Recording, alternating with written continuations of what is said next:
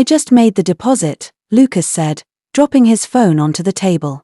Stella quickly scrolled through her phone to check. Her eyes widened as she saw the transfer. Oh my gosh. I just got the alert, sir. Thank you so much. There's no need to thank me, Lucas scoffed, his voice cold. You know the deal. I don't want any disappointments, and don't even think about developing any feelings for me, he added arrogantly. Stella's heart sank. I know the rules. I'm only doing this for my sick sister, she said softly, trying to keep her voice steady. That's your problem, not mine, Lucas replied flatly, not bothering to look up. Stella stared at her phone, tears welling up in her eyes. She couldn't help but wonder how some people had so much money to throw around while others struggled just to survive. Stella was an orphan. She and her only sister, Ivy, had lost their parents to hardship. Their father, Mr. Josh, was a fisherman who died when his ship sank. It hadn't been easy moving on after that. Their mother had fallen deep into debt, and eventually, they were kicked out of their home and forced to live on the streets. They had barely scraped by, and just a few months ago, they lost their mother as well. Living on the streets exposed them to so many dangers. Stella had seen and experienced things no one should have to go through. But it was nothing compared to what was happening now. Her only sister, Ivy, was suffering from painful kidney stones. Stella could barely afford to get her the treatment she needed. For months, Stella had simply lived day by day, doing her best to survive. She worked part-time jobs, from cleaning to serving in small cafes, just to raise enough money for food and her sister's hospital bills. It was a tough, exhausting life, and it seemed like nothing was going to change. Then, one day at the cafe where she worked, she met Lucas. He had come in for a coffee, just like any other customer. But something about him was different. Cold, distant, and arrogant, he didn't even smile at her when she served him. She thought he was just another rich guy who looked down on people like her. Little did she know, that brief meeting would change her life forever. As for Lucas, his parents had been pressuring him for months to settle down and get married. They had always been worried about him. He was smart, successful in business, but terribly rude and arrogant. Despite his many achievements, they couldn't ignore the fact that their son was difficult to be around, cold and distant. His parents thought that maybe marriage would help calm him down, give him some stability, and force him to open up a little more. So, they pushed him relentlessly to find a wife.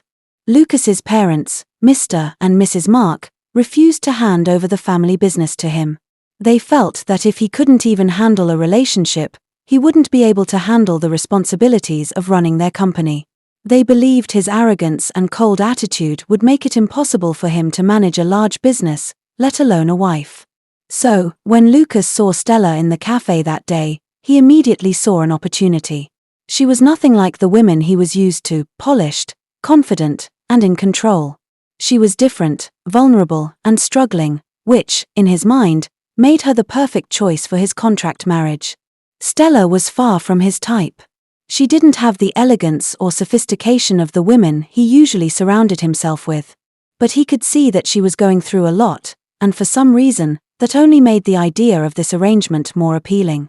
He needed someone who wouldn't question him, someone who had her own problems to focus on. Without bothering to learn anything about her, he coldly gestured for her to sit down. 30 million, Lucas said, his voice indifferent, for you to be my contract wife. Stella blinked, her mind racing. What? Are you serious? She asked, her voice shaking. Lucas didn't even look up from his phone. My card's in the card holder. Call me if you want the money. You can go now, he said dismissively. And just like that, the deal was done. Immediately Stella received the money, she rushed back to the hospital where her sister lay in pain. Without wasting a second, she went straight to the billing desk and cleared all their outstanding bills. Her hands trembled as she handed over the cash, relief flooding her heart like a wave. Please, she said to the doctors, do whatever it takes. Just help her get better. The nurses moved quickly, and within minutes, Ivy was being wheeled in for the urgent procedure she had been needing. Stella stood there, watching the doors close behind her sister, silently praying that everything would go well. That night, she returned to the small tent where they had been staying. It was barely a shelter, thin fabric stretched over sticks, flapping in the wind. She looked around the tiny space, thinking of all they had been through. Her hands brushed over the little pile of their clothes and belongings. It didn't feel like home, but it was all they had. At least for now. The next morning, Stella took a deep breath and made her way to Lucas's office. He had sent a short message that night, "Come tomorrow morning. We'll finalize things." Lucas's office was massive, tall glass windows, leather seats, marble floors. Stella had never been in such a place before. She felt out of place, like she didn't belong. But she reminded herself why she was there. Lucas barely looked up when she walked in. He placed a thick folder on the desk in front of her. "Read the terms carefully," he said, tapping the top page with his finger. She flipped through the pages, her eyes catching the bold print. No physical or emotional attachment. Contract ends in 1 year, automatic divorce. You must inform me before making any decision or public appearance. No romantic involvement with anyone else. This is a contract marriage, not a real one. Stella swallowed hard. The words stared back at her like warnings. But she had no other option. Her sister's life depended on it. She picked up the pen, her fingers slightly trembling, and signed her name at the bottom. Then she slid the file back to Lucas. "Can I go now?" she asked, her voice low. "No," Lucas replied, finally looking up. "We're going to see my parents. They've been asking questions, and I want to settle this quickly. Also, you'll be moving into my house tomorrow." Stella hesitated. "Oh, sure," she said quietly. Lucas's eyes trailed down her outfit, a plain dress, slightly faded from wear. His face twisted slightly in distaste, as if looking at something unpleasant. He didn't say a word, just reached for his phone. "David," he said into the phone, "come in." A tall man in a crisp black suit entered the room a minute later. Lucas pointed at Stella without looking at her. "Take her with you," he said. "Make sure she looks elegant. I don't want her embarrassing me in front of my parents." David nodded and gestured for Stella to follow him. David opened the car door for Stella and guided her into the back seat of a sleek black SUV. The ride was silent, except for the soft hum of the engine and the low sound of music playing on the radio. Stella's eyes wandered as they drove through areas she had never seen before: clean streets, big houses, shiny shops. Everything felt like another world. Soon, they arrived at Luciano Atelier, one of the top fashion houses in the city. The building itself looked like a palace, with gold-plated doors and polished glass windows. David led her inside without saying much. Immediately, a team of women surrounded Stella. "She's the one of them asked, eyeing her from head to toe. David nodded. "Yes. Mr. Lucas sent her." Without wasting time, the women went to work. They picked out dresses, tried shoes, measured her size, and whispered among themselves. Stella stood awkwardly at first, unsure of what to do. But slowly, as they applied makeup to her face and styled her hair into soft waves, she began to feel different. Finally, one of the assistants brought out a stunning red gown. It sparkled softly under the lights, with a neckline that sat perfectly on her shoulders and a smooth, flowing fabric that hugged her body gently. Stella stepped into it carefully. When she looked at herself in the mirror, her mouth parted slightly in shock. She didn't recognize herself. Her skin glowed. Her lips were a soft shade of rose. Her eyes were outlined beautifully, and her posture looked more confident than she had ever seen. For a moment, it felt like she was looking at someone else. "Perfect," the designer said with a proud smile. "She's ready." David came back in and paused briefly, surprised by the transformation. He gave a short nod of approval. "Let's go." They drove back to Lucas's office, and Stella stepped out of the car gently, the red gown moving like water around her legs. She walked into the building, nervous but composed. Lucas was waiting near the entrance. He looked up from his phone just as she entered, and for a moment, his eyes lingered on her. She was beautiful, breathtaking even. But he didn't show it. Instead, he looked away and said, "Let's go." Just like that. No compliment. No reaction. No emotion. Stella nodded quietly, pushing down the small ache in her chest. They got into his car, and the silence between them returned. Only this time, it felt heavier. After a while, they pulled up in front of a grand mansion with tall gates and long, winding driveways. The house was massive, built with white stones and gold trimming. Lush gardens surrounded it, with water fountains and trees lining the front. Everything about the place screamed wealth and power. Stella stared through the window, her hands gripping her dress. "This is your home," she whispered. Lucas stepped out first. "This is my parents' house," he replied without looking at her. "Come on. And remember, just smile and nod. Don't say anything unnecessary." Stella took a deep breath, stepped out of the car, and followed him toward the grand entrance. It was a family lunch. Lucas and Stella stepped into the grand sitting room where Mr. and Mrs. Mark were already seated. The room was elegant and bright, with golden curtains and expensive furniture. A warm aroma of freshly made food floated in the air. Stella's heart pounded. Her legs began to shake as her eyes landed on Lucas's parents. Her knees felt weak, too weak. For a second, she was certain she would fall right there on the polished marble floor. Without thinking, she reached out and grabbed Lucas's hand tightly. Lucas looked down at her, startled. He hadn't expected that. But he didn't pull away.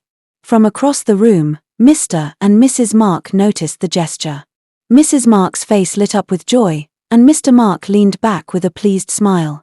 To them, that simple touch looked like a sign of affection between two young lovers. Lucas saw the look on their faces and quickly understood. He didn't say a word. "Good afternoon, Dad." "Mum," Lucas said with a practiced tone. "Meet my girlfriend, Stella." Stella forced a smile, trying not to look like her heart was about to leap out of her chest. "Oh, you are highly welcome, my angel," Mrs. Mark said warmly, rising to her feet and walking over to Stella. She gently took her hand and gave it a soft squeeze. "You're even more beautiful in person." "Thank you, Ma," Stella replied quietly. "Come, let's have lunch, son," Mr. Mark said, standing up and leading the way toward the dining area. As they walked into the dining room, Stella's eyes widened. The table stretched across the room, polished and long, set with glittering cutlery and elegant plates. Every inch was filled with food: roasted chicken, fried rice, baked potatoes, grilled fish, salads, sauces, fruits, pastries, and even more she couldn't name. It was just the four of them. Yet the food looked like it was meant for a wedding feast. She sat down beside Lucas, her eyes scanning the spread, her stomach tightening in hunger. She hadn't seen this much food in one place in years. A small voice inside her whispered, "Just a little. You don't know when next you'll eat like this." She quietly adjusted her seat, telling herself to behave. But her fingers twitched near the fork. As if reading her mind, Lucas leaned in and roughly pulled her closer by the arm. She bent toward him slightly, confused, and then heard his cold whisper, "Do not disgrace me." The words sent a chill through her. Stella's throat tightened. She straightened up slowly, her hands now folded neatly in her lap. Her appetite suddenly vanished. She glanced at Lucas out of the corner of her eye. His face was blank, pretending to be the perfect gentleman in front of his parents. And she had to pretend too. Stella sat stiffly, her hands resting quietly on her lap. Every movement she made was slow and careful, watching Lucas from the corner of her eye. When he picked up his fork, she picked up hers. When he reached for the salad, she did the same. When he sipped from his glass of water, she followed. She didn't dare eat anything he didn't touch. Especially not the pastries or the grilled chicken calling out to her. Her stomach rumbled softly, but she held it together. She was already on thin ice. From across the table, Mrs. Mark smiled sweetly. "You like salads, just like Lucas," she said, watching them closely. Stella smiled politely and nodded. "Yes, Ma. We have a lot in common," she said gently, though her eyes briefly wandered to the grilled chicken. "That's what I really want," she thought, but kept her expression calm. Mrs. Mark chuckled. "That's wonderful. I always say a couple that eats the same way stays together." Mr. Mark leaned forward, folding his hands on the table. "So, how did you two meet?" he asked, looking directly at Stella. The question hit like thunder. Lucas's hand froze mid-air. Stella's fork paused halfway to her mouth. There was a silence, a long one. Stella blinked, then forced a soft smile. Luciano Atelier, she said, remembering the name of the fashion house from earlier. I met him there when I came to buy a few designers. Mrs. Mark gasped joyfully. Oh wow, that's really nice. No wonder you're so stylish. Mr. Mark nodded with approval. Lucas, you have eyes for good things. Lunch went on, filled with cheerful talk from Mr. and Mrs. Mark, but Stella barely heard a word. She kept smiling when needed, nodding when expected, and following Lucas's every move like a quiet shadow. Eventually, the meal ended. Thank you, Mum. Thank you, Dad, Lucas said as he stood up. Stella followed him quickly, giving a small curtsy of respect. You must come again soon, Stella, Mrs. Mark said warmly, pulling her in for a quick hug. Don't let Lucas keep you away. Yes, Ma. I'll come, Stella replied softly. Lucas gave his parents one last smile, then placed a hand on Stella's lower back and led her out the door. As soon as they were in the car and the driver pulled off, the atmosphere changed. The warmth from the dining room faded like it had never existed. Lucas didn't say anything. He simply stared out the window, his jaw clenched, eyes blank. Stella sat quietly, her fingers curled around the hem of her red gown. The silence grew louder by the second. Finally, she gathered the courage to speak. Did I do something wrong? She asked gently. Lucas didn't turn to look at her. You talk too much, he said coldly. Next time, don't explain anything I didn't ask you to. Just smile and nod, like I told you. Stella looked away, biting her bottom lip. Just 1 year, she reminded herself. Just survive 1 year. When they arrived at her tent, Lucas didn't even get out of the car. He looked straight ahead as he spoke. Tomorrow morning, I'll send someone to move your things. You'll stay in the guest room. You are not allowed to touch anything in the main house unless I say so. Stella nodded slowly, her fingers tightening around the car door handle. Good, he added. And one more thing, don't get comfortable. This is business. Without waiting for her response, he turned his head away. Stella stepped out of the car, her dress catching slightly on the door, and walked back toward the tent she and Ivy had shared. But nothing felt the same anymore. Not even the dusty ground beneath her feet. Stella moved into Lucas's luxurious home the next day. Though the house was grand and beautiful, it didn't feel like home. She stayed in the guest room, quiet and invisible, following every rule. Days passed, and to her surprise, Lucas proposed publicly during a family dinner. Everyone was thrilled except Stella, who wore a fake smile to hide her shock. A few weeks later, their wedding took place. It was a grand celebration with media attention, elegant guests, and lavish decorations. Stella wore a stunning white gown and walked down the aisle beside a man she barely knew. Cameras captured the smiles, but only she knew the truth. This marriage was a contract, and behind every perfect picture was a silent story.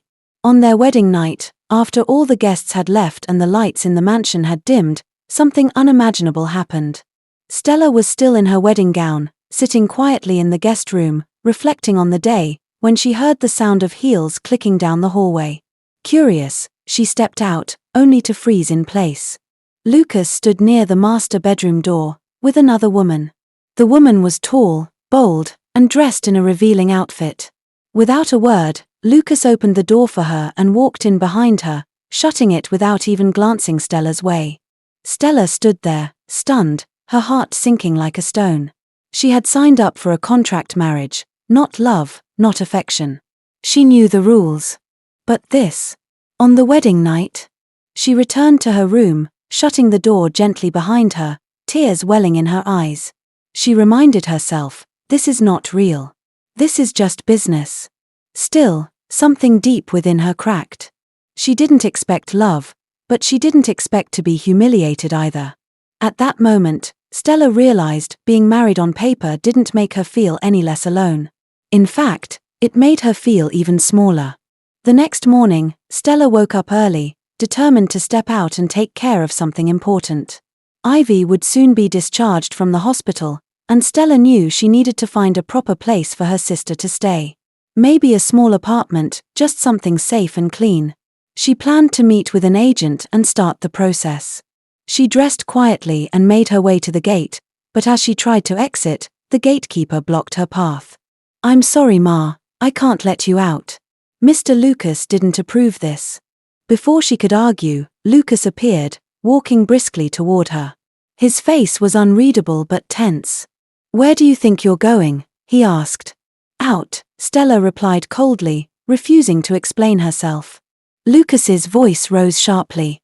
"You're supposed to be on your honeymoon, and you want to go out and disgrace who exactly?" The words hit her like a slap. His tone was harsh, his eyes filled with fury. Stella felt her strength vanish. Without another word, she turned and ran back inside, the tears already stinging her eyes. She locked her door and collapsed on the bed, burying her face in the pillow, wondering how much more she could take. Couple of months passed. Stella had managed to get a decent, cozy apartment for Ivy, where she could heal peacefully. With her sister now stable, Stella poured her energy into something she could call her own, a small but classy restaurant in the city. It gave her a sense of purpose, a distraction from the cold, empty house she returned to each night.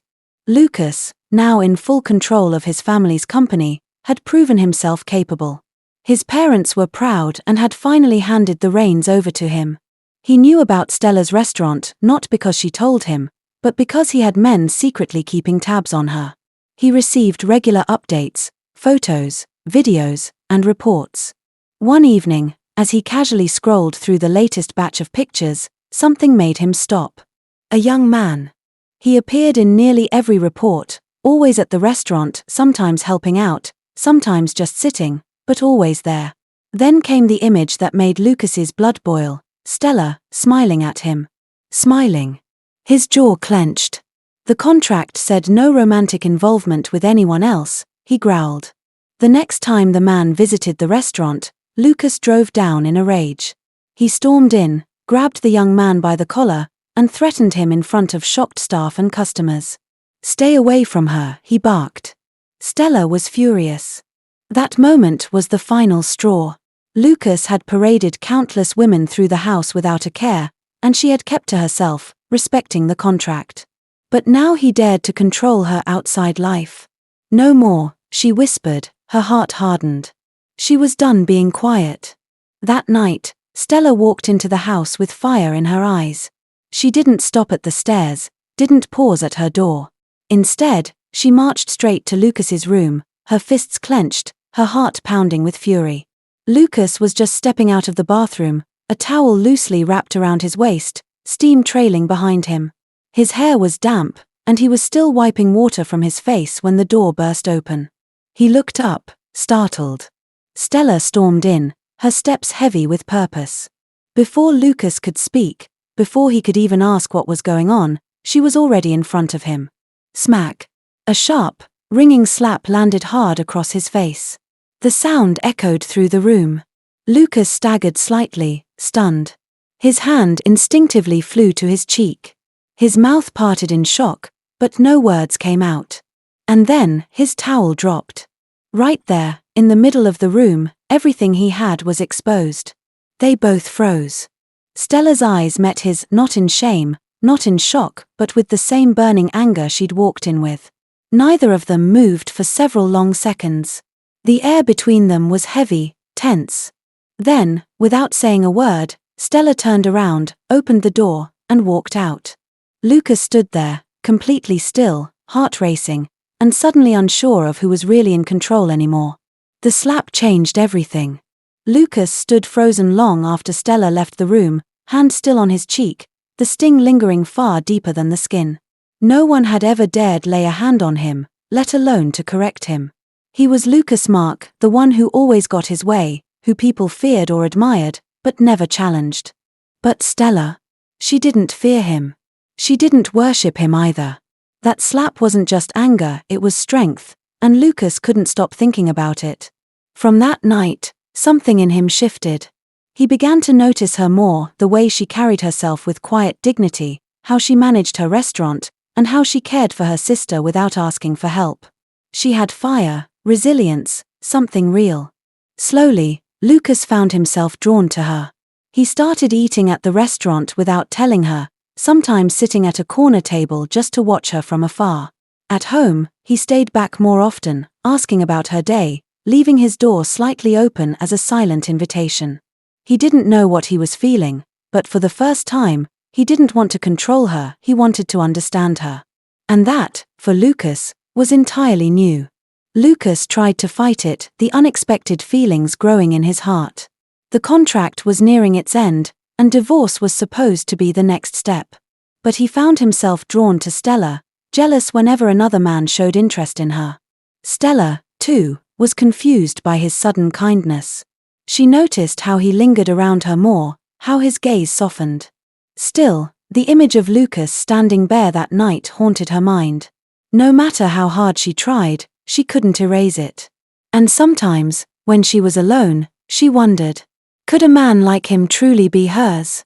Lucas had changed slowly, but deeply.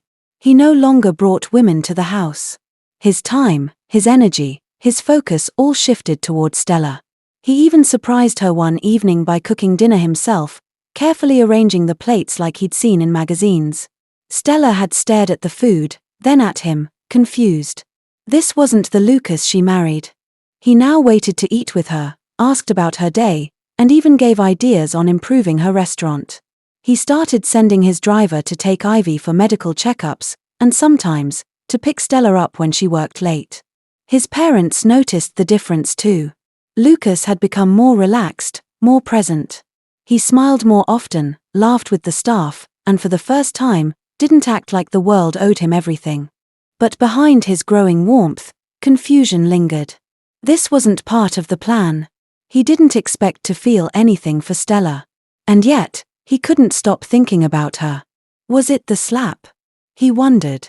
Or the way she looked at me that night, without fear, without desire, just pure disgust. She hadn't drooled over him like others did. She challenged him, and somehow, that made her unforgettable. The contract had expired. Both Stella and Lucas knew it. That night, as Stella quietly stepped into his room, her heart was full of questions. She wasn't sure if she came to say goodbye or if she wanted to stay. Was she ready to walk away from something that had slowly begun to grow, or was she ready to let herself feel it fully? Lucas looked up from where he sat, his voice low. "Stella, please, sit." She obeyed, lowering herself into the chair across from him. A long silence stretched between them. "The contract is over," they both said at the same time, their voices clashing, their eyes locking briefly before darting away. "I want to say thank you," Stella began, "for the opportunity you gave me to take charge of my life." Lucas looked down, his voice softer than she had ever heard it. "I must have been a horrible husband." Stella gave a faint smile. "You were, during the first 8 months. But I can't say you were these past few." Lucas hesitated, then whispered, "I know I should be bringing out the divorce papers right now, but what if, maybe, you liked me a little?" Stella swallowed hard, silent. "I can't find the courage to let you go," he added, voice breaking slightly. "Stella, I've come to like you a whole lot. And I'm scared of." She gently placed a hand on his lips, silencing him. And just like that, the walls crumbled. He leaned in slowly, and so did she, their lips meeting in a soft, lingering kiss. It wasn't rushed. It wasn't forced. It was full of everything they hadn't said. Full of longing. Full of truth. That night, the contract ended. But something real, something beautiful, finally began.